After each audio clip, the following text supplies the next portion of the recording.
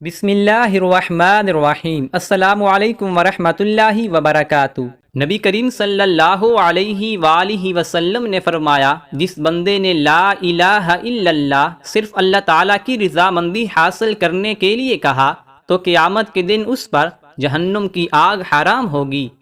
نبی کریم صلی اللہ علیہ وآلہ وسلم نے فرمایا، اللہ پاک کو یہ بات پسند ہے کہ بندہ ہر نوالی اور ہر گھونٹ پر اللہ پاک کا شکر ادا کرے۔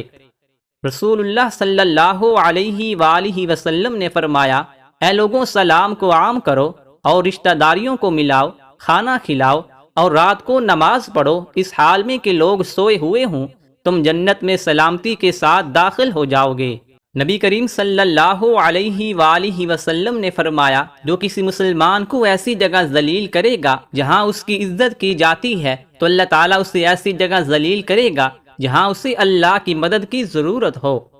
رسول اللہ صلی اللہ علیہ وآلہ وسلم نے فرمایا، جو شخص اللہ تعالیٰ سے دعا کرے، اللہ تعالیٰ اسے یا تو اس کی مانگی ہوئی چیز ہی دے دیتا ہے یا اس دعا کے برابر آئندہ آنے والی کوئی مصیبت دور فرما دیتا ہے، بشرط یہ کہ اس نے دعا میں کوئی گناہ کرنے یا رشتہ داری توڑنے کی بات نہ کی ہو۔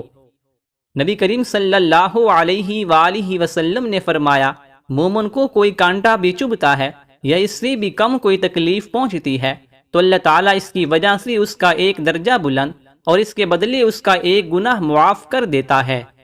نبی کریم صلی اللہ علیہ وآلہ وسلم نے فرمایا، اللہ تعالیٰ نے ایسی کوئی بیماری نہیں بنائی کہ جس کی دوا نازل نہ کی ہو سوائے ایک بیماری کے، وہ بڑھاپا ہے۔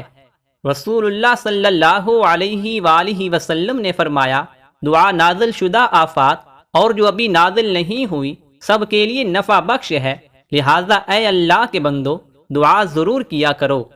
نبی کریم صلی اللہ علیہ وآلہ وسلم نے فرمایا، جس کسی مسلمان کو کوئی قلبی تکلیف، کوئی جسمانی بیماری، کوئی دکھ اور غم پہنچتا ہے اور وہ اس پر صبر کرتا ہے تو اس کے نتیجے میں اللہ تعالیٰ اس کی خطاؤں کو معاف کر دیتا ہے، حتیٰ کہ اگر اس کو کانٹا بھی چبھ جاتا ہے تو وہ بھی اس کے گناہوں کی معافی کا سبب بن جاتا ہے۔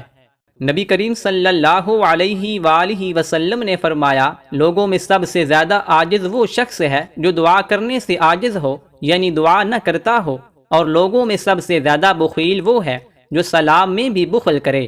نبی کریم صلی اللہ علیہ وآلہ وسلم نے فرمایا، جو دو مسلمان آپس میں ملتے ہیں اور مصافحہ کرتے ہیں تو جدا ہونے سے پہلے دونوں کے گناہ معاف کر دیے جاتے ہیں۔ نبی کریم صلی اللہ علیہ وآلہ وسلم نے فرمایا، جو آدمی کسی بیمار کی عیادت کے لیے یا اپنے مسلمان بھائی کی ملاقات کے لیے جاتا ہے تو ایک فرشتہ پکار کر کہتا ہے، تم برکت والے ہو، تمہارا چلنا بابرکت ہے اور تم نے جنت میں ٹھکانہ بنا لیا۔